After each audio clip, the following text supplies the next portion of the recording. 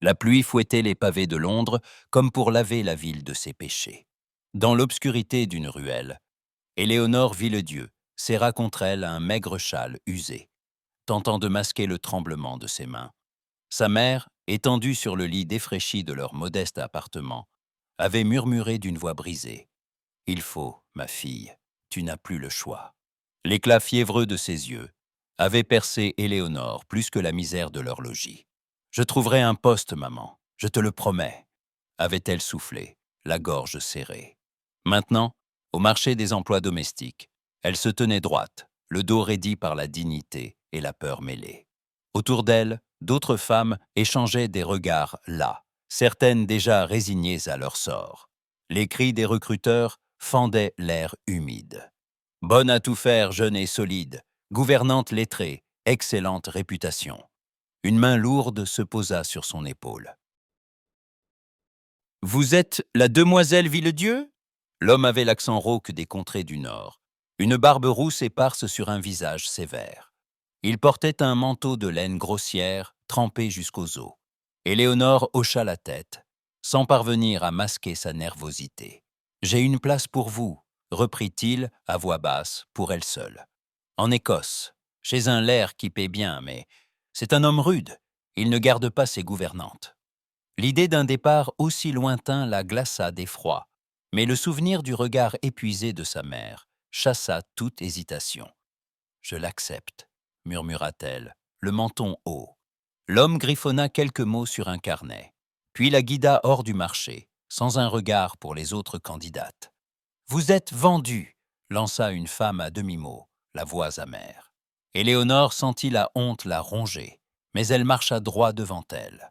Le lendemain, au petit matin, elle embarqua dans une diligence cahotante. Les chevaux piaffaient sous la bruine, tandis que les passagers s'entassaient en silence. Elle s'installa près d'une fenêtre embuée, le cœur battant d'angoisse. Le voyage s'étira, monotone et gris, jusqu'à ce qu'un homme monte à une halte, capuchon rabattu sur le visage. Son pas était lourd, son manteau taché de boue. Éléonore sentit son regard sur elle avant même qu'il ne s'asseye, à l'opposé. Elle osa lever les yeux. Leurs regards se croisèrent. L'homme avait des traits durs, la mâchoire barrée d'une cicatrice ancienne, le regard d'un bleu froid, presque sauvage. Il détourna les yeux, mais Éléonore perçut la tension dans ses poings serrés. Elle tenta de se concentrer sur la lande qui défilait derrière la vitre, mais la présence du voyageur assombrissait l'habitacle. « Vous rendez-vous loin, madame ?» demanda soudain la vieille femme assise à ses côtés. « Dans les Highlands » répondit Éléonore, la voix basse. L'homme releva la tête, comme s'il avait entendu, mais ne dit rien. Le soir tombait déjà quand la diligence s'arrêta dans un village perdu. L'homme descendit sans un mot, jetant un dernier regard à Éléonore, lourd de secrets et de douleurs tues. Elle le suivit du regard, le cœur inexplicablement serré, sans savoir qu'il deviendrait l'ombre et la lumière de son destin. La pluie avait cessé. Éléonore inspira profondément, prête à affronter l'inconnu. Ignorante du fait que bientôt, la lande écossaise ne serait plus seulement le théâtre de sa survie, mais aussi celui d'un bouleversement qui défierait tout ce qu'elle croyait savoir de la passion et du courage. La portière de la diligence claqua. Éléonore posa la main sur sa valise, le cœur battant, sans imaginer que le regard glacial du Highlander n'était que le prélude à une tempête plus féroce encore. Le vent des Highlands s'engouffrait avec une violence presque animale, soulevant la brume et fouettant le visage d'Éléonore, alors qu'elle posait le pied sur le perron du château des MacLeod. La bâtisse surgissait du paysage tel un vestige de pierre, sombre et massif, accroché à la lande sauvage. Elle sentit son cœur se serrer, mais raffermit sa prise sur sa petite valise, déterminée à ne rien laisser paraître de son appréhension. La lourde porte s'ouvrit avec un grincement. Un majordome voûté l'observa de ses yeux pâles, avant de la faire entrer dans le grand hall, où le feu dans l'âtre luttait contre l'humidité glaciale. « Attendez ici, mademoiselle » marmonna-t-il, puis s'éloigna dans un silence pesant. Autour d'elle, des regards se posaient, furtifs mais sans chaleur. Les domestiques, occupés à leur besogne, échangeaient des mots à voix basse en gaélique, des sourires pincés naissant au coin de leurs lèvres dès qu'elles détournaient la tête. Éléonore sentit la frontière invisible entre elle et ce monde reculé, tissé de préjugés et de traditions. Une femme à la stature imposante descendit l'escalier, ses pas résonnant sur la pierre. « Vous voilà donc, » lança-t-elle d'une voix sèche. « Madame Fergusson, gouvernante en chef, vous êtes attendue, suivez-moi. » Éléonore s'exécuta, notant la rigueur du chignon gris et la sévérité du regard. « Vous n'êtes pas la première Anglaise à tenter sa chance ici, » ajouta Madame Fergusson sans se retourner. « Mais rares sont celles qui tiennent plus d'un hiver. Les Highlands ne pardonnent pas la faiblesse. » Elles traversèrent des couloirs sombres, croisant des portraits d'ancêtres à l'allure farouche. La gouvernante s'arrêta devant une porte. « Voici votre chambre. Vous partagerez la table du personnel, et votre place n'est pas de questionner les ordres. Vous aurez la charge de maître Jamie et de mademoiselle Isla, leur père. Le laird décidera s'il souhaite vous rencontrer ce soir. » La pièce était simple, aux murs épais, un lit étroit sous une fenêtre minuscule. Éléonore posa sa valise, inspirant l'odeur âcre de tourbe. Un instant, la fatigue la submergea, mais elle songea à sa promesse, à la nécessité de gagner sa place. L'après-midi s'étira, ponctué de chuchotements et de regards en coin. Lorsque la cloche sonna, Madame Fergusson la conduisit dans une salle d'études où 2 enfants l'attendaient. Le garçon, Jamie, 9 ans environ, la fixait avec défi, les bras croisés sur un torse menu. Isla, plus jeune, cachait son visage dans les plis de sa robe, ses boucles rousses s'échappant d'un ruban défait. Éléonore s'agenouilla alors à hauteur. « Bonjour, je m'appelle Éléonore. Je serai là pour vous aider, si vous le voulez bien. » Jamie détourna les yeux. « On n'a pas besoin de gouvernante anglaise, » murmura-t-il d'un ton farouche. Isla ne répondit pas, mais ses petites poings tremblaient. Éléonore força un sourire. « Je sais que cela peut sembler étrange, mais nous pouvons apprendre à nous connaître. » La porte s'ouvrit brusquement. Alastair MacLeod entra, imposant dans sa veste sombre, la silhouette marquée par la guerre et les tourments. Son regard balaya la pièce, s'attardant sur Éléonore. « Alors, c'est vous, » dit-il, la voix rauque. « Sachez que mes enfants n'ont pas besoin d'être dorlotés. Ici, on respecte les règles. » Il s'approcha, plantant ses yeux clairs dans les siens. « Les leçons débutent à 8 heures précises. Aucun retard. Isla doit apprendre à lire, Jamie à se tenir. Pas de familiarité. Pas d'anglais dans la maison, sauf pour l'enseignement. Compris ?» Éléonore soutint son regard, refusant de baisser les yeux. « Oui, monsieur, je ferai de mon mieux. » Il esquissa un sourire froid. « C'est ce que nous verrons. » Il sortit sans un mot de plus, laissant dans son sillage une tension palpable. Les jours suivants furent rudes.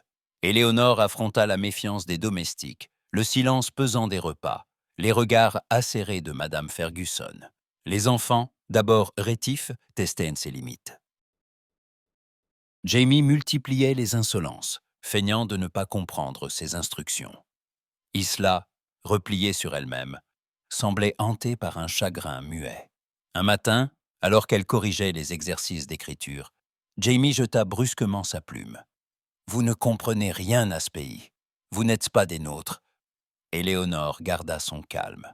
« Peut-être, mais j'aimerais apprendre. Tu pourrais me montrer ?» Le garçon surpris hésita. Isla leva timidement les yeux. La neige tomba un soir, recouvrant la lande d'un silence feutré. Éléonore aperçut par la fenêtre les enfants jouant seuls dans la cour. Elle les rejoignit, s'approcha doucement. « Puis-je venir avec vous ?» Jamie haussa les épaules, mais Isla lui tendit la main. Ensemble, ils bâtirent un bonhomme de neige, les rires d'Isla résonnant pour la première fois. Au village, cependant, les commérages allaient bon train. La nouvelle gouvernante, une Anglaise. Elle ne tiendra pas, tu verras. Les regards hostiles accompagnaient Éléonore à chaque sortie. Les chuchotements la suivaient jusque dans les allées du marché.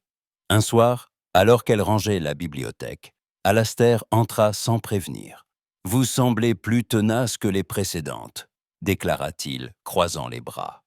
Éléonore s'arrêta, surprise par l'ombre d'un sourire sur ses lèvres. « J'ai fait une promesse, et je n'ai nulle part où aller. » Il la détailla, une lueur d'intérêt traversant son regard.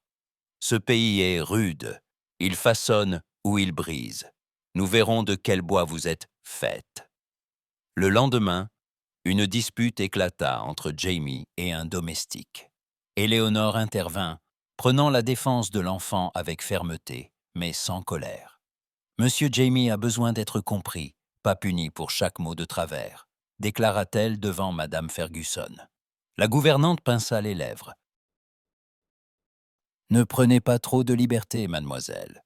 Ici, la discipline prime. » Éléonore acquiesça, mais son regard ne céda rien. Les jours passaient, et peu à peu, elle sentait la glace se fissurer. Isla, désormais, lui murmurait des secrets au coucher. Jamie posait des questions, curieux malgré lui.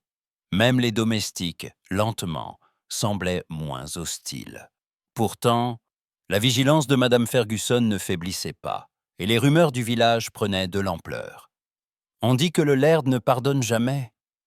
Elle ne sait pas dans quoi elle s'est engagée. Un soir, alors qu'elle refermait la porte de la chambre d'Isla, Éléonore croisa le regard d'Alastair dans le couloir. Il s'arrêta, la scruta longuement. « Vos progrès avec les enfants sont notables.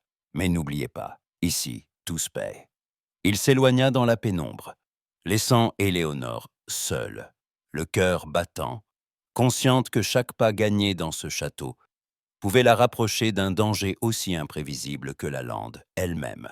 Elle referma la porte derrière elle, sans savoir que la nuit à venir changerait à jamais l'équilibre fragile de la maison MacLeod. La pluie martelait les vitres de la salle d'études, un rythme apaisant qui contrastait avec l'agitation intérieure d'Éléonore. Isla, blottie contre elle, ouvrit enfin son cœur fragile, sa voix à peine un souffle. Maman me chantait une berceuse la nuit. Je ne me souviens plus des paroles. Éléonore caressa doucement ses cheveux. Peut-être que nous pourrions inventer les nôtres, Isla. Un sourire timide perça sur le visage de l'enfant, tandis que Jamie, assis en retrait, prétendait lire mais jetait des regards furtifs vers elle. Il avait abandonné ses provocations, ses bras croisés, n'étant plus qu'une armure fissurée. Un soir, il la surprit en l'aidant à ranger les livres, murmurant « Vous n'êtes pas comme les autres gouvernantes. » Elle s'arrêta, touchée. « Je ne suis pas sûre d'être meilleure, Jamie, mais je veux être là pour vous. » Un silence, puis un hochement de tête. Peu à peu, elle sentait le chagrin des enfants se dissoudre, comme la brume au lever du soleil. La vie au château suivait son rythme rude et solennel, jusqu'à ce dîner où tout bascula. Le grand salon, orné de candélabres de cuivre, résonnait de voix écossaises. Des invités de marque étaient venus, leurs regards pesant sur Éléonore, relégués à l'extrémité de la table. Les conversations roulaient sur la politique, la guerre, les récoltes. Alastair, sombre et taciturne, trônait en bout de table, maître incontesté de la soirée. Le sujet de l'Angleterre surgit, acéré comme une lame. « Les Anglais ne comprennent rien à nos terres ?» lança un notable, le verre levé. « Ils ne sauraient pas survivre un hiver dans les Highlands », renchérit un autre, les yeux fixés sur Éléonore. Elle sentit la brûlure de la honte, mais serra les poings. « Je crois, monsieur, que le courage et la persévérance ne sont pas affaires de naissance mais de caractère, » osa-t-elle, la voix claire. Un silence glacé tomba. Les regards se tournèrent vers Alastair, attendant une sanction. Le laird pencha la tête, un éclat d'amusement dans son regard. « Voilà une réponse honnête, » dit-il, tranchant le malaise d'un mot. « Et je préfère ceux qui parlent vrai, même s'ils me déplaisent. » Le reste du repas se déroula dans une tension palpable. Plus tard, alors que les invités se dispersaient, Madame Fergusson souffla à Éléonore. « Ce n'était pas à vous de parler ainsi, mademoiselle. » Éléonore soutint son regard. « Je n'ai fait qu'exprimer ce que je pense. » Quelques jours plus tard, le château s'animait en prévision du bal local. On astiquait les lustres, on repassait les kilts. Les enfants, fébriles, rêvaient de musique et de danse.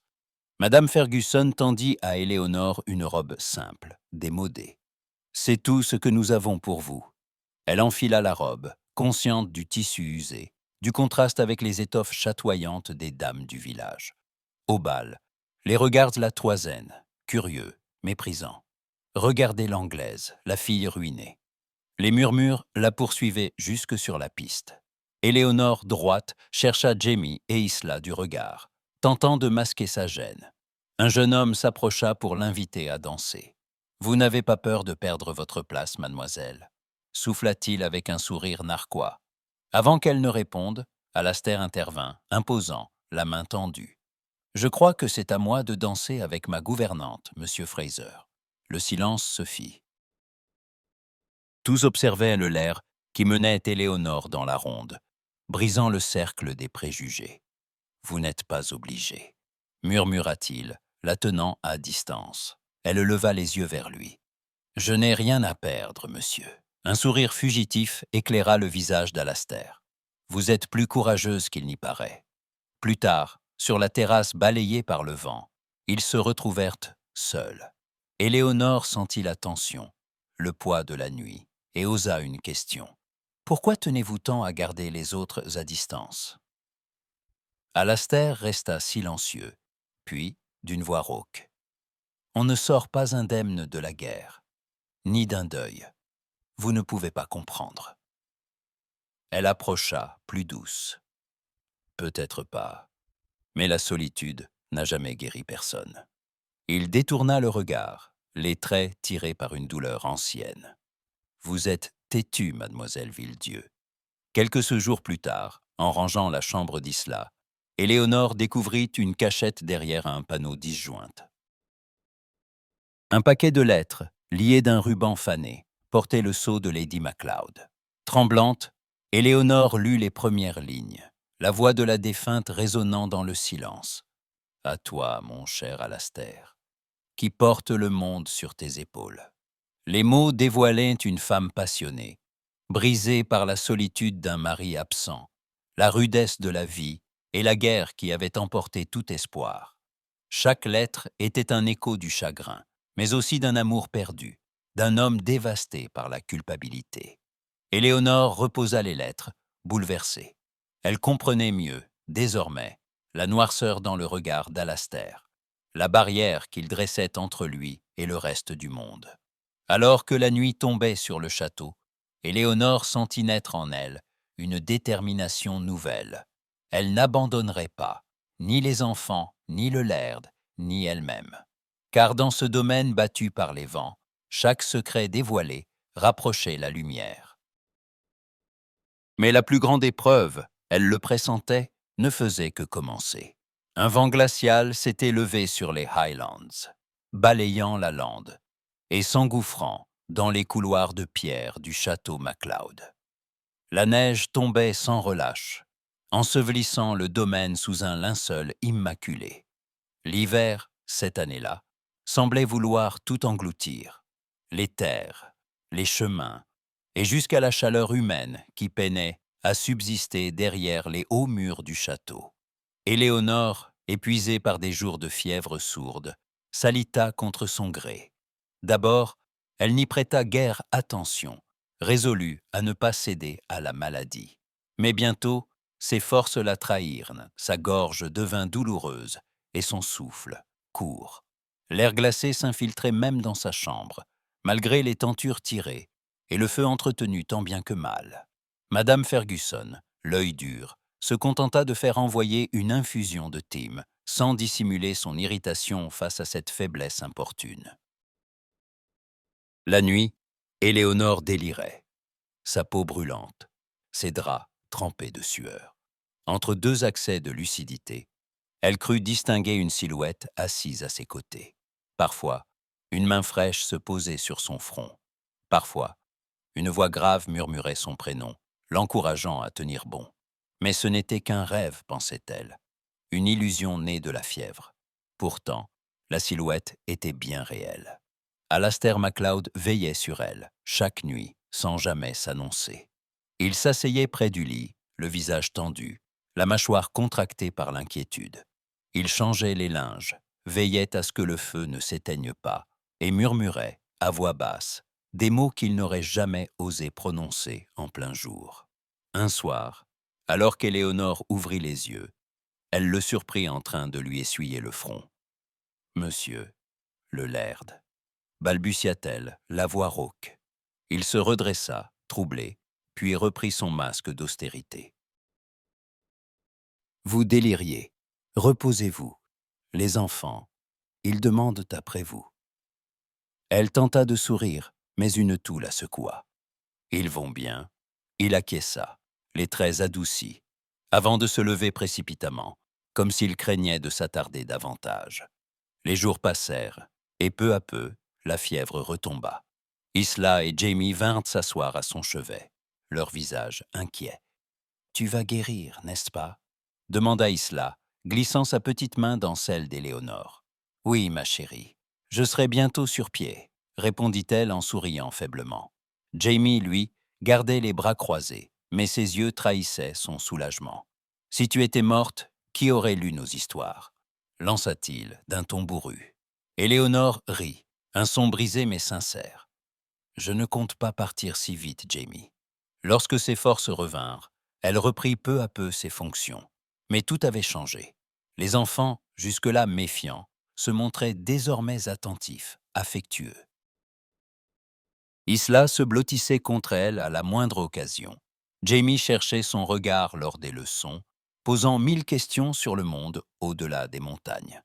Un soir, alors qu'ils étaient réunis dans la nursery, Jamie lui confia, la voix hésitante.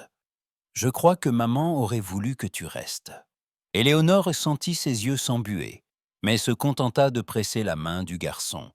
Pourtant, l'ambiance au château était loin d'être paisible.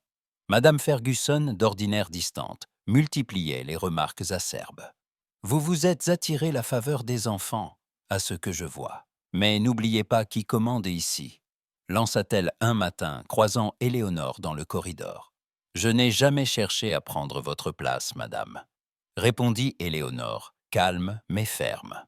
La gouvernante pinça les lèvres, puis tourna les talons sans un mot de plus. Les rumeurs, elles, circulaient dans tout le domaine. On dit que le laird passe ses nuits auprès de la gouvernante.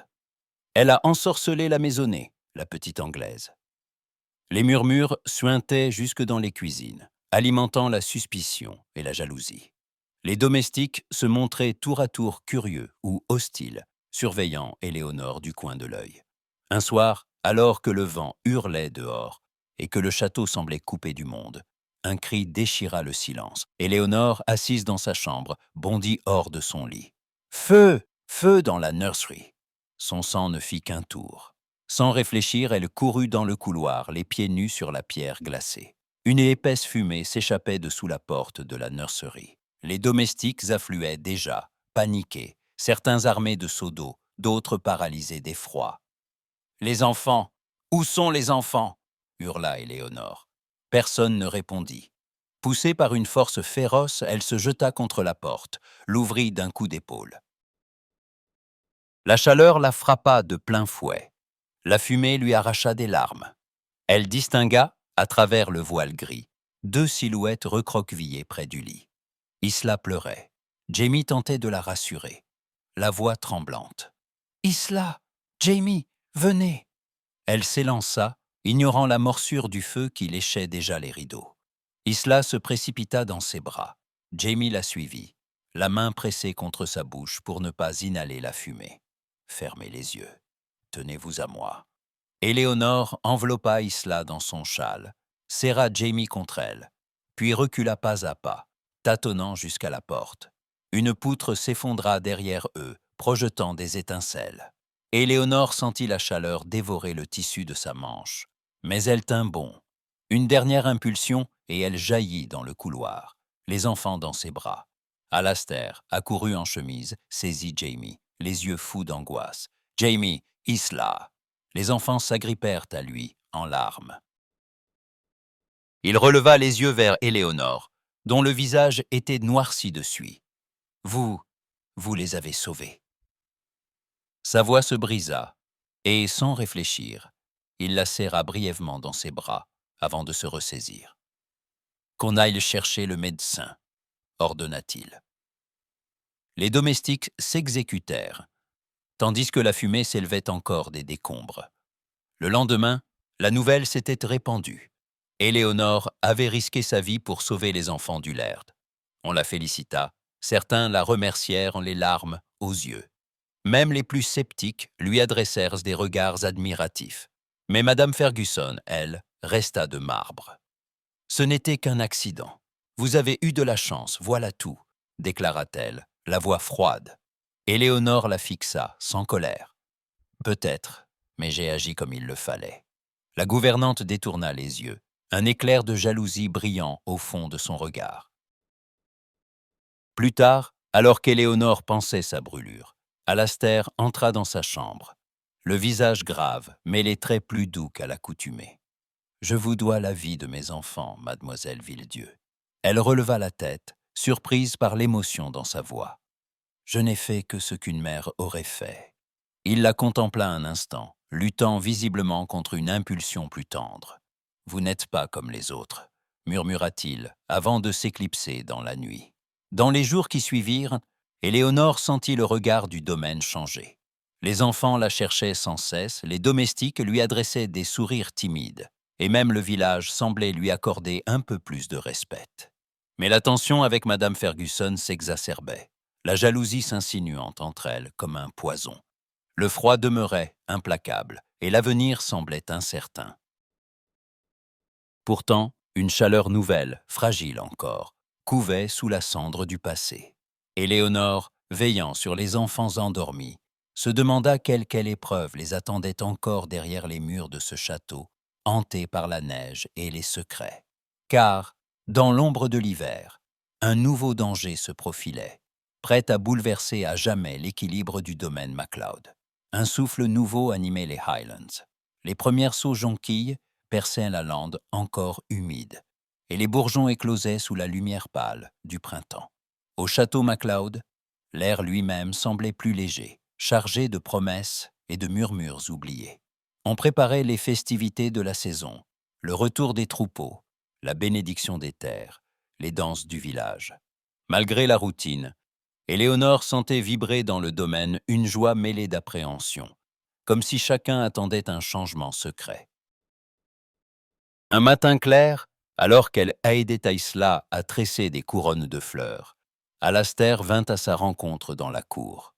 Il portait son manteau de tweed et tenait 2 chevaux par la bride. « La lande est belle ce matin. Accepteriez-vous une promenade ?»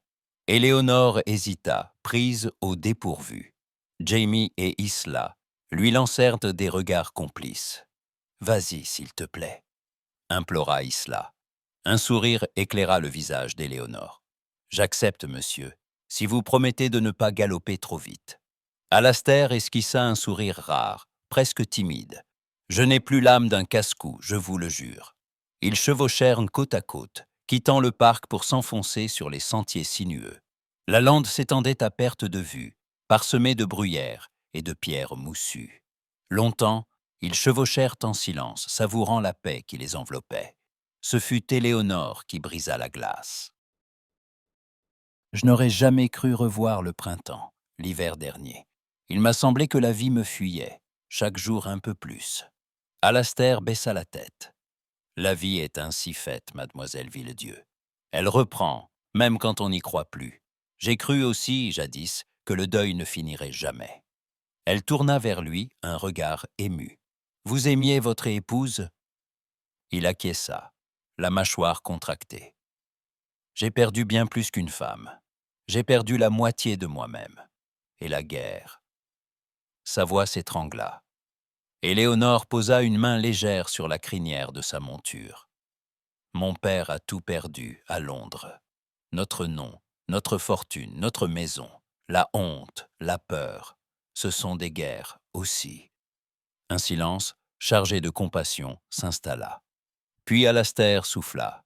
« Peut-être sommes-nous tous deux des survivants, Éléonore. » Ils chevauchèrent plus lentement, les paroles suspendues entre eux comme une fragile passerelle.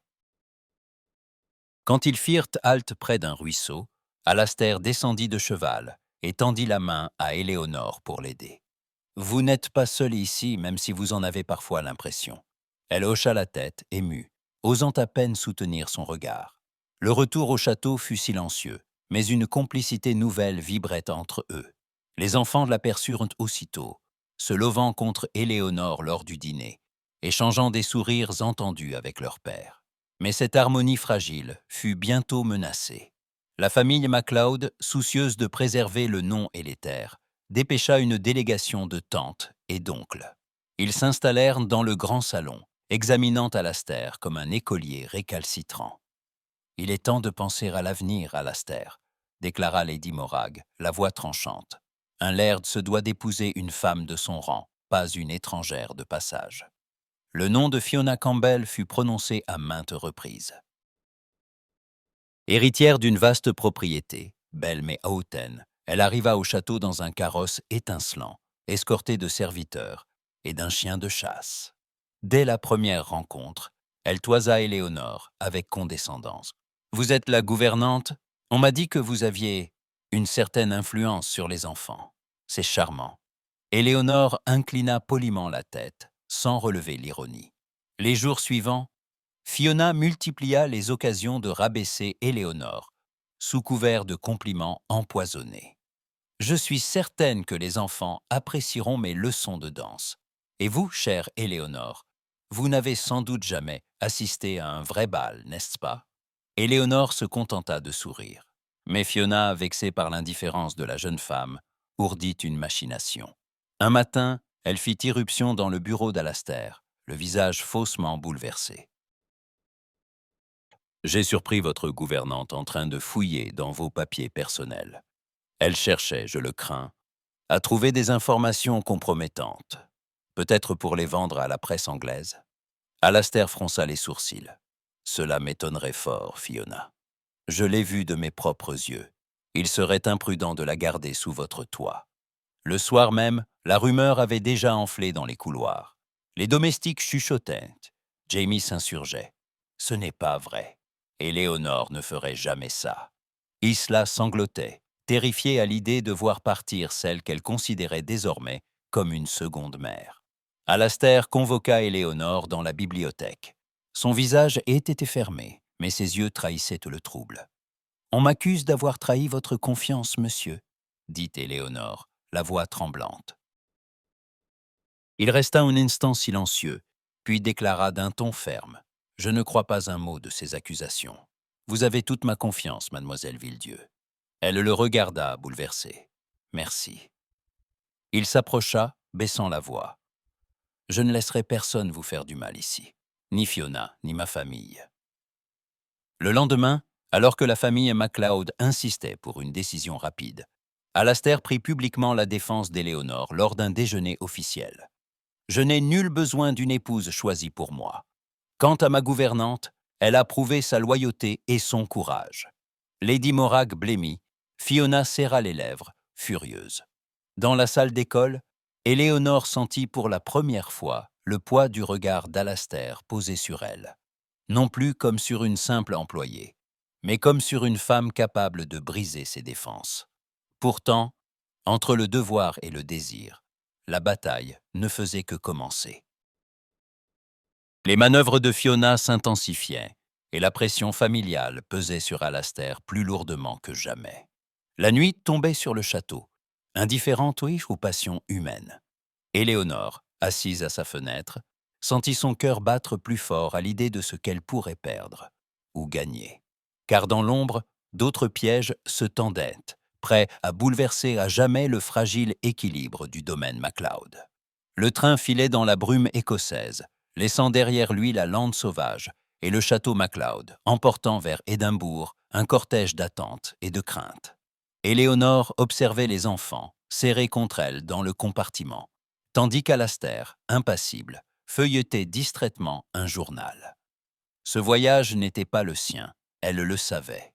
Il avait été organisé par la famille MacLeod pour présenter le laird à sa future épouse, sous les ors de la capitale. Pourtant, Alastair avait insisté. « Je veux que vous accompagniez Jamie et Isla.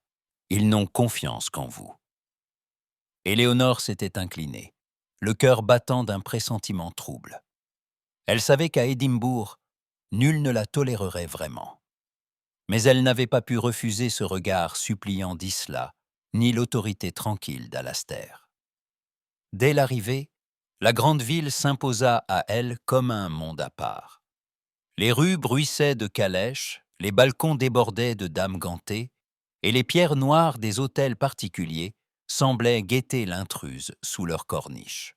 Au manoir Campbell, où la délégation fut reçue, Éléonore sentit les regards se poser sur elle, d'abord curieux, puis dédaigneux.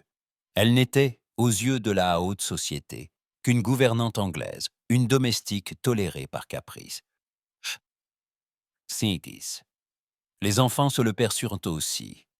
Jamie s'accrochait à sa main, Isla se cachait derrière ses jupes. Les jours précédant le bal furent une succession de réceptions et de promenades imposées, où Fiona Campbell, parée de soie et de perles, menait la danse. Mademoiselle Villedieu, lançait-elle d'un ton mielleux, je vous confie Isla, mais veillez à ne pas vous égarer dans les jardins. La ville peut être dangereuse pour qui n'y est pas né. Dans les salons, les dames chuchotaient, masquant à peine leur mépris. Elle a l'air si pâle, cette Éléonore. On dirait une héroïne de roman, mais sans fortune ni titre. Éléonore, droite, encaissait chaque pique, refusant de baisser la tête. Le soir du bal, le manoir Campbell resplendissait sous les lustres. Les domestiques avaient prêté à Éléonore une robe en mousseline bleu pâle, trop simple pour rivaliser avec les toilettes éclatantes des invités, mais elle la portait avec une grâce discrète. Jamie et Isla l'entouraient, émerveillés par la foule, la musique et les lumières. Dès son entrée, Éléonore sentit le froid d'une hostilité soigneusement polie. Fiona, entourée de prétendants, s'approcha d'un pas sûr. « Quelle chance, mademoiselle Villedieu, que vous ayez pu assister à une telle soirée. Il est rare qu'une gouvernante soit admise parmi la haute société d'Édimbourg. Peut-être pourriez-vous nous enseigner les bonnes manières de Londres. » Des rires étouffés fusèrent. Éléonore, le teint rosissant, répondit d'une voix calme. « J'ai surtout appris à rester digne, madame, quand le ridicule menace. » Un silence glacial suivit, mais Fiona n'en resta pas là. « J'espère que vous ne comptez pas danser, ce serait inconvenant. » Isla, indignée, serra la main d'Éléonore. « Ne l'écoutez pas, » chuchota la fillette. Alastair, jusque-là à distance, s'approcha à cet instant. « Est-ce un problème, Fiona ?» demanda-t-il, la voix ferme. Fiona battit des cils, prise au dépourvu. « Ce n'est pas l'usage, Alastair. » Il se tourna vers Éléonore, ignorant les regards. « Mademoiselle Villedieu, m'accorderez-vous cette valse ?» Un murmure de scandale parcourut la salle. Éléonore, hésitante, glissa sa main dans la sienne. « Avec plaisir, monsieur. » Ils s'élancèrent dans la danse. Les couples s'écartèrent, fascinés ou choqués. Alastair ne disait rien, mais son étreinte était protectrice, son regard brûlant de défi envers l'assemblée. « Vous n'étiez pas obligé, » souffla-t-il, la voix rauque. « Je n'ai plus peur, » répondit-elle. Il serra un peu plus sa main. « Je vous admire, Éléonore. » La musique s'acheva. Les murmures redoublèrent. Fiona, livide, rejoignit un groupe de dames et, d'une voix forte, lança. « Il est temps que certains se souviennent de leur rang. Les domestiques devraient rester à leur place. » Un homme, le visage pincé, ajouta. « Le laird MacLeod choisit mal ses fréquentations. » Le scandale éclata alors, inévitable. Une rumeur, distillée par Fiona et ses amis, circula. Le laird entretient une relation douteuse avec sa gouvernante. On évoquait des rendez-vous secrets, des promesses murmurées, l'honneur de la famille Campbell terni par la présence d'une Anglaise sans fortune. Au buffet, un domestique apostropha Éléonore. « Vous devriez retourner à votre place, mademoiselle. » Elle sentit l'humiliation la submerger. Lady Morag, la tante d'Alastair, s'approcha, la voix dure. « Il serait préférable que vous quittiez la salle, pour le bien de tous. » Alastair, furieux, fit face à sa famille. « Personne n'a le droit de manquer de respect à mademoiselle Villedieu sous mon toit. » Mais la foule était déjà gagnée par l'hostilité. Éléonore, bouleversée, quitta la salle à pas précipités, retenant ses larmes. Isla la suivit, s'accrochant à sa jupe. « Ne pars pas, Éléonore. » Dans sa chambre, la jeune femme laissa enfin couler ses larmes. Elle songea à Londres, à sa mère malade, à tout ce qu'elle avait fui. Alastair frappa à la porte, la voix pleine d'une tristesse contenue. « Je suis désolé. Je n'ai pas su vous protéger. » Elle secoua la tête. « Vous ne pouvez rien contre le monde, monsieur. Je ne veux pas être la cause de votre disgrâce. » Il voulut la retenir, mais elle détourna les yeux. « Peut-être est-il temps que je parte, » murmura-t-elle. Isla sanglotait. Jamie refusait de lui parler, persuadé qu'elle les abandonnerait. La nuit tomba sur Édimbourg, lourde d'incertitude. Dans le silence de sa chambre, Éléonore se demanda si elle avait encore sa place auprès des MacLeod, ou si le prix à payer pour leur affection n'était pas trop lourd. Mais déjà, derrière les portes closes, des intrigues nouvelles se tramènent, menaçant d'emporter ce qu'il restait d'innocence et d'espoir. La pluie battait les vitres du salon, tandis qu'une tension sourde envahissait le château MacLeod, de retour dans la lande, après le tumulte d'Édimbourg. Aucune lumière ne paraissait assez vive pour dissiper l'ombre qui planait sur la demeure. Les festivités du printemps n'étaient plus qu'un souvenir lointain, effacé par la pression grandissante d'une famille qui n'acceptait plus le moindre écart. Éléonore, recluse dans la nursery, sentait à chaque heure la glace se resserrer autour d'elle. Les domestiques murmuraient à son passage, évitant son regard. Les enfants, eux, se montraient plus fidèles que jamais. Isla, blottie contre elle, suppliait chaque soir. « Tu ne vas pas partir, dis ?» Jamie, les poings serrés, lançait des regards noirs à tout adulte qui osait aborder le sujet. Mais la menace se précisa le jour où Lady Morag, la mère d'Alastair, convoqua son fils dans la bibliothèque. La voix de la vieille dame claquait comme un fouet. « Cette situation a trop duré. Il est temps de renvoyer cette Éléonore. Une gouvernante anglaise, compromise publiquement à Édimbourg. Veux-tu vraiment déshonorer notre nom ?» Alastair, raide devant le fauteuil de sa mère, sentit la colère et le désarroi s'entremêler en lui. Les enfants ont besoin d'elle. Elle a risqué sa vie pour eux, mère. Lady Morag haussa un sourcil glacé. Il existe d'autres femmes, de meilleure naissance, et Fiona attend toujours ta proposition. Ce mariage doit avoir lieu. Il détourna les yeux, luttant contre le sentiment d'étouffement qui le gagnait. Les enfants, ayant surpris la fin de l'entretien, se précipitèrent vers leur père. « Papa, ne laisse pas partir Éléonore », sanglota Isla. Jamie, farouche, planta son regard dans celui d'Alastair. « On s'en moque du nom MacLeod, si tu n'es pas juste. » Alastair s'agenouilla, pris entre le devoir et la tendresse. « Je ferai ce que je peux, mes chers enfants. » La nuit venue, Éléonore arpentait la galerie silencieuse, l'âme déchirée. Elle croisa Alastair devant la fenêtre qui dominait la lande. Il la retint par le bras, sa voix basse et raflée de fatigue. « Je ne veux pas vous perdre, Éléonore. Je ne peux pas. » Elle sentit le poids de tout ce qu'il n'osait pas dire, la lutte entre le laird et l'homme blessé.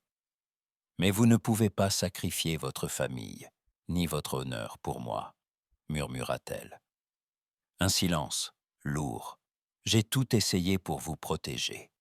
Mais je suis prisonnier de ce nom, de ce château, de leurs attentes. » Elle posa doucement sa main sur la sienne. « Je comprends, Alastair. » Le temps semblait suspendu. Puis, dans la pénombre, il la serra contre lui. Leurs lèvres se trouvèrent, timides d'abord, puis ardentes d'un désir trop longtemps contenu. Éléonore sentit fondre toutes ses résistances. L'ombre du monde extérieur se dissipa dans cette étreinte volée. « Je vous aime, souffla-t-il, la voix brisée. Elle ferma les yeux, éperdue. Moi aussi. Mais soudain, un bruit sec brisa la magie. La porte s'ouvrit à la volée. Fiona Campbell, le visage pâle, les fixait d'un regard triomphant. Voilà donc la vérité, lança-t-elle, la voix sifflante. Le laird MacLeod déshonore sa lignée pour une domestique. Que pensera la presse? Que dira le village? Alastair recula d'un pas, foudroyé. Éléonore sentit la honte la submerger. Fiona s'approcha, implacable. « Vous ne resterez pas ici, mademoiselle. Je me chargerai que votre réputation soit détruite, à moins que vous ne partiez sur le champ. » L'humiliation, la peur, la colère, tout se mélangea dans la poitrine d'Éléonore. Alastair voulut protester, mais Fiona leva la main. « Un mot de moi, et les journaux de toute l'Écosse sauront quel genre de femme vous êtes. » Alastair serra les poings, le visage déformé par la rage impuissante. Dans la nuit, Éléonore rassembla ses maigres effets. Elle caressa une dernière fois les joues endormies d'Isla, déposa un baiser sur le front de Jamie. Elle laissa sur la table de la nursery une lettre, tremblante d'adieu retenu. « Ne m'oubliez pas. J'emporte votre amour avec moi. » Avant l'aube, elle franchit le seuil du château, le cœur lourd, sans un bruit, fuyant le seul foyer qu'elle avait trouvé depuis la ruine de Londres. Elle ne savait pas ce qui l'attendait au bout de la lande, ni si Alastair oserait jamais défier son destin pour elle. Mais déjà, le vent se levait sur les Highlands, porteur de promesses, de regrets et d'un espoir fou, celui d'un amour qui n'avait pas dit son dernier mot. À l'aube, le château MacLeod baignait dans un silence étrange. Quand Jamie se réveilla en cherchant Éléonore, il ne trouva que le vide et une lettre froissée. Isla éclata en sanglots, et le tumulte gagna la maison. Alastair, encore engourdi par la nuit, lut les mots d'adieu d'une main tremblante. Un froid plus mordant que la brume des Highlands s'empara de lui. Il comprit, d'un coup, la réalité de sa perte. Les heures suivantes furent un supplice. Lady Morag, le visage fermé, déclara « Il vaut mieux ainsi, Alastair, le scandale s'éteindra. » Mais il ne répondit rien. Les enfants refusaient de manger, de parler, de jouer. Jamie restait prostré près de la fenêtre, les yeux rouges. Isla s'accrochait à sa poupée, répétant « Elle va revenir. Elle l'a promis. » Alastair ne put supporter plus longtemps le deuil muet qui s'installait. Au 3e jour, il enfila son manteau, enfourcha son cheval et partit, bravant la pluie et la désapprobation familiale. Il interrogea les villages, les relais, les marchés. À chaque halte, il montra la lettre d'Éléonore, cherchant une trace, un indice, dans la lande. Le vent hurlait, la boue ralentissait sa progression, mais il poursuivait, le visage fermé, la pensée unique, retrouver Éléonore, coûte que coûte. Dans une bourgade isolée, il apprit qu'une jeune Anglaise, discrète et fiévreuse, avait été recueillie par une famille de fermiers. La maison était modeste, bâtie à flanc de colline, le toit couvert d'ardoises humides. Dans la cuisine, Éléonore aidait à éplucher des pommes de terre, les joues creusées par l'inquiétude, mais le regard déterminé. « Vous avez réfléchi à ce que vous ferez, mademoiselle ?» demanda la fermière, bienveillante. Éléonore hocha la tête. « J'ai entendu dire qu'on cherchait des institutrices à Glasgow pour partir en Amérique. Peut-être est-ce là ma chance. » Un silence gêné s'installa. « Vous ne regrettez rien? Ce château, ces enfants ?» Éléonore détourna les yeux, la gorge serrée. « Je n'avais pas le choix. » À cet instant, la porte s'ouvrit à la volée. Alastair, ruisselant de pluie, se tenait sur le seuil, les yeux brûlants. La fermière recula, saisie. « Monsieur, le laird. » Et Éléonore resta figée, le couteau à la main, le cœur battant à tout rompre. Alastair s'approcha, la voix rauque d'émotion. « Pourquoi? Pourquoi m'as-tu abandonné ainsi, sans un mot, sans une chance de te retenir ?» Elle le fixa, le souffle court. « Parce que tu ne pouvais rien pour moi. Parce que j'ai trop souffert de n'être qu'une ombre dans ta vie, tolérée, mais jamais défendue. » Il serra les poings, luttant pour se contenir. « J'ai essayé. J'ai cru pouvoir te protéger, t'imposer ici, affronter ma famille. Un rire amer s'échappa d'Éléonore. « Tu as essayé, oui, mais jamais jusqu'au bout. J'étais toujours le secret honteux, la faute à effacer. » Le silence s'installa, lourd de tout ce qui n'avait jamais été dit. Alastair fit un pas de plus, la voix tremblante. « Les enfants dépérissent sans toi.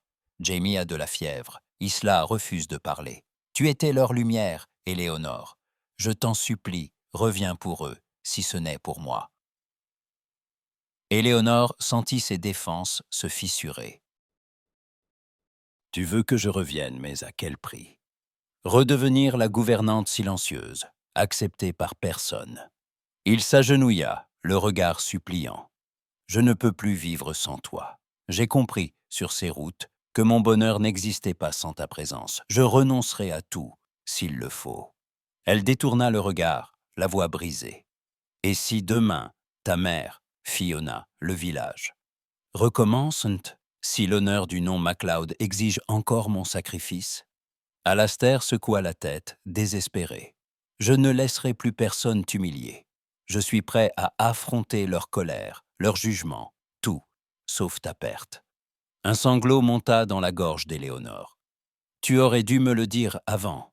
Tu aurais dû me choisir. » Il s'approcha, effleurant sa joue de la main. « Je te choisis maintenant. Je t'en prie, Éléonore, reviens. » Leurs regards se croisèrent, chargés de passions réprimées, de reproches, d'espoirs fragiles. Elle ferma les yeux un instant, retrouvant dans sa mémoire le rire d'Isla, la tendresse de Jamie, la chaleur trop rare d'Alastair. « Laisse-moi réfléchir », murmura-t-elle enfin, la voix cassée. Il acquiesça, vaincu. Mais une lueur d'espérance naissait dans ses yeux fatigués. Dehors, la pluie cessait. Dans la petite maison, l'avenir demeurait incertain, suspendu à une décision qui pouvait tout bouleverser. Le destin d'un homme, d'une femme, et de 2 enfants, qui attendaient encore leur miracle.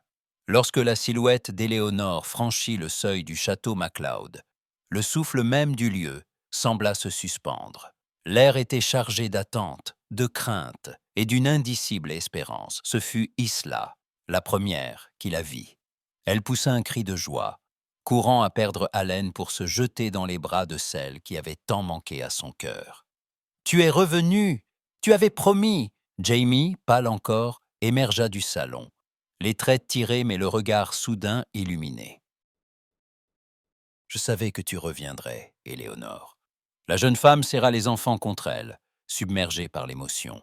Leurs mains agrippaient ses manches, leurs larmes mêlées de soulagement et de fièvre.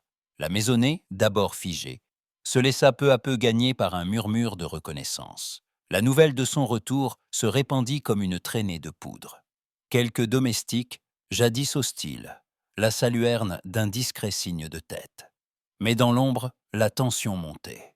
La mère d'Alastair, droite dans le grand salon, accueillit la nouvelle avec un masque d'indifférence glacée. Qu'elle ne s'imagine pas qu'elle est la maîtresse ici. Les tantes, les cousins, les anciens du clan se réunirent en conciliabule, oscillant entre indignation et curiosité. Pourtant, la guérison des enfants fut un miracle que nul ne put ignorer. Jamie retrouva l'appétit. Isla recommença à rire. Le médecin du village déclara, non sans malice, « Il semblerait que le remède le plus efficace ait été le retour de leur gouvernante. » Éléonore, veillant sur eux, sentait les regards se poser sur elle, certains chargés de gratitude, d'autres de mépris à peine contenu. Mais la tempête éclata le jour où Alastair convoqua tout le clan dans la grande salle. Les murs épais résonnaient de voix contenues, de froissements de kilt et de chuchotements craintifs. Fiona, superbe dans une robe de velours, se tenait droite à côté de Lady Morag, le menton haut et le regard perçant.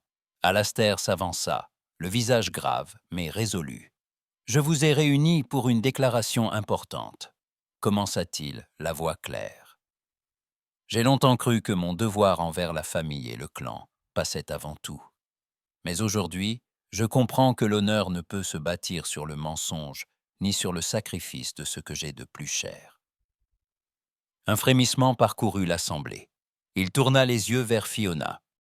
« Je renonce à mon engagement envers mademoiselle Campbell. » Un silence de plomb s'abattit sur la salle, suivi d'un tumulte de protestations. Fiona blêmit, mais resta impassible. Lady Morag se leva, le visage durci par la colère. « Tu déshonores ta lignée, Alastair? Tu préfères une fille sans nom à l'avenir de ton clan ?» Mais, à la surprise générale, l'oncle Lachlan se leva à son tour. « Il est temps, peut-être, de laisser le laird choisir la femme qu'il aime. Nous avons perdu trop de bonheur à force de sacrifier nos cœurs. » La salle se divisa. Certains soutinrent Lady Morag, d'autres murmurèrent leur approbation à demi-mot. Au centre, Éléonore, droite mais tremblante, sentait le sol vaciller sous ses pieds. Les regards se tournèrent vers elle, hostiles ou avides de drame. Dans les jours qui suivirent, la rumeur s'enfla. Au village, on chuchotait sur la gouvernante qui avait ensorcelé le laird. Dans la maison, les domestiques hésitaient entre respect et crainte du scandale. Éléonore, blessée par tant d'hostilité, envisagea de partir à nouveau. Un soir, elle prépara en silence un maigre baluchon, le cœur lourd. Isla, devinant son trouble, se glissa contre elle. « Tu vas encore nous quitter. » La gorge serrée, Éléonore murmura. « Je ne veux pas être la cause de votre malheur. » Mais Jamie, posté à la porte, déclara avec la gravité d'un adulte. « Ce n'est pas toi, Éléonore, c'est eux qui ne comprennent rien. » Ce fut au matin, devant toute la maisonnée assemblée, qu'Alastair entra déterminé dans la cour. Il s'arrêta devant Éléonore, ignorant les murmures, et s'agenouilla.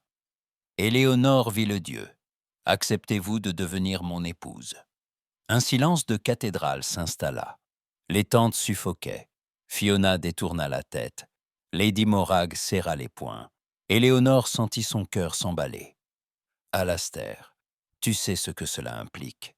Les regards, le rejet, la solitude. » Il leva les yeux vers elle, brûlant de sincérité. « Je n'ai plus peur du qu'en dira-t-on. Je n'ai plus peur de rien, sauf de te perdre. Tu es la seule famille que je veux choisir. » Les enfants accoururent, se pressant contre eux. Isla, les larmes aux yeux, glissa. « Dis oui, Éléonore, s'il te plaît. » Éléonore ferma les yeux un instant, balayant du regard le clan, la lande, les enfants. Elle sentit la vérité de cet amour, la force tranquille de l'homme à genoux devant elle, la promesse d'un bonheur arraché au malheur. Quand elle rouvrit les yeux, sa voix s'était ferme, lumineuse, malgré les larmes. « Oui, Alastair, j'accepte. » La stupeur fut totale, mais déjà certains applaudissaient. D'autres s'éloignaient, choqués. Mais dans le regard d'Alastair, Éléonore lut la certitude d'avoir enfin trouvé sa place, envers et contre tous. Pourtant, à l'horizon, de nouveaux défis se profilaient. Rien n'était gagné d'avance dans ces Highlands, où chaque bonheur devait se conquérir, chaque serment se défendre. Mais, main dans la main, Éléonore et Alastair étaient mis prêts à affronter le monde ensemble. La nouvelle du mariage d'Alastair MacLeod et d'Éléonore Villedieu se répandit dans la région comme un feu de lande, attisant l'étonnement, la curiosité, et chez certains, la colère sourde. Le château bruissait de préparatifs fébriles, mais une tension persistait, palpable dans chaque recoin. Dans le village, les commérages allaient bon train. Une gouvernante, épouse du laird. Où va le monde? Jamais une Anglaise n'aura sa place ici. Certains fermiers détournaient la tête quand la calèche passait. Les femmes pinçaient les lèvres à l'église. Et même chez les domestiques, les allées et venues d'Éléonore suscitaient encore des silences gênés. Le mariage, célébré dans la petite chapelle du domaine, fut à la fois solennel et simple. Isla, parée de bleu, jeta des pétales sur la pierre froide. Jamie, droit comme un soldat, tenait la main d'Éléonore jusqu'à l'autel. Alastair, dans son tartan ancestral, ne quittait pas des yeux celle qu'il avait choisi d'aimer envers et contre tout. « Je te promets fidélité et courage », murmura-t-il en glissant l'anneau à son doigt. La voix d'Éléonore trembla à peine. « Je te choisis, toi, contre la peur, contre la solitude, contre le passé. » Quand ils sortirent, main dans la main sous la lumière du printemps, Le clan était partagé, mais les enfants riaient, insouciants, et quelques vieux du village levèrent leurs bonnets en signe de respect. Les premières semaines furent éprouvantes. Le village, blessé dans son orgueil, se montrait froid. Les invitations se faisaient rares, les regards pesants. Au marché, Éléonore affrontait les murmures. Elle n'est pas d'ici. Elle ne sait rien des Highlanders. Mais elle tenait tête, redressant le menton, répondant à la méfiance par la courtoisie et l'humilité. Elle veillait sur Isla, rassurait Jamie, écoutait les plaintes des domestiques, sans jamais hausser la voix. Dans l'intimité du château, pourtant, la vie reprenait des couleurs. Alastair, apaisé, retrouvait chaque soir auprès d'Éléonore une paix qu'il n'avait jamais connue. Ils partageaient des rires dans la bibliothèque, des promenades sur la lande, de longues discussions au coin du feu. « Tu n'as plus ce regard perdu », remarqua un soir Éléonore en lui caressant la joue. Il sourit, grave et tendre à la fois. « Parce que je t'ai trouvé, et que tu as réparé ce que la guerre avait brisé. » Mais le chemin fut long pour conquérir les cœurs. Un matin, Jamie se blessa en chutant d'un arbre. Éléonore, sans hésiter, alla chercher la sage-femme du village, puis veilla toute la nuit à son chevet. Le lendemain, la mère de la sage-femme apporta du pain frais en guise de remerciement, et la rumeur changea de ton. Elle veille sur les siens comme une vraie MacLeod. Peu à peu, les domestiques vinrent lui demander conseil. Madame Fergusson elle-même, vaincue par l'évidence, admit à demi-mot « Il faut du courage pour rester, mademoiselle, madame ». Au fil des mois, Éléonore s'impliqua dans la vie du domaine, s'intéressa aux récoltes, aida les villageoises à organiser une fête pour la moisson. Sa générosité, sa patience et la tendresse sincère qu'elle offrait à chacun finirent par éroder la défiance. Un soir de tempête, une vieille femme frappa à la porte du château, cherchant refuge. Éléonore l'accueillit, la réchauffa, l'installa dans la grande salle. Le lendemain, tout le village savait que la nouvelle Lady MacLeod avait le cœur assez grand pour tous. Pour Alastair, ce fut une délivrance. L'homme austère s'adoucit. Il riait plus souvent, partageait les jeux des enfants, écoutait les histoires du village. Les querelles avec sa mère s'apaisèrent peu à peu. Lady Morag, voyant la joie de ses petits-enfants, céda devant l'évidence. « Peut-être ai-je été trop fière », admit-elle un matin à Éléonore, la voix tremblante. Éléonore répondit d'un sourire discret, acceptant cette victoire silencieuse. Il restait des épreuves. La réputation du clan fut longuement discutée dans les chaumières. Les invitations à dîner se firent attendre. Mais Alastair et Éléonore affrontaient tout ensemble, main dans la main, refusant de céder au découragement. « Tant que nous sommes unis, rien ne pourra nous séparer », lui souffla Alastair, un soir où la pluie battait les vitres du château. Leur amour, éprouvé par l'adversité, devint un phare pour le clan. On raconta bientôt que la lady anglaise avait réconcilié deux familles rivales, soigné un vieillard mourant et ramené la joie chez les MacLeod. Les enfants grandissaient, heureux et forts, entourés d'un amour solide comme la pierre du château. Ainsi, dans le vent des Highlands, Éléonore et Alastair surent maintes prouver que l'amour pouvait transcender les frontières, les préjugés et la douleur du passé. Ensemble, ils bâtirent un foyer où chacun avait sa place et où le bonheur, arraché de hautes luttes, devint le plus précieux des héritages.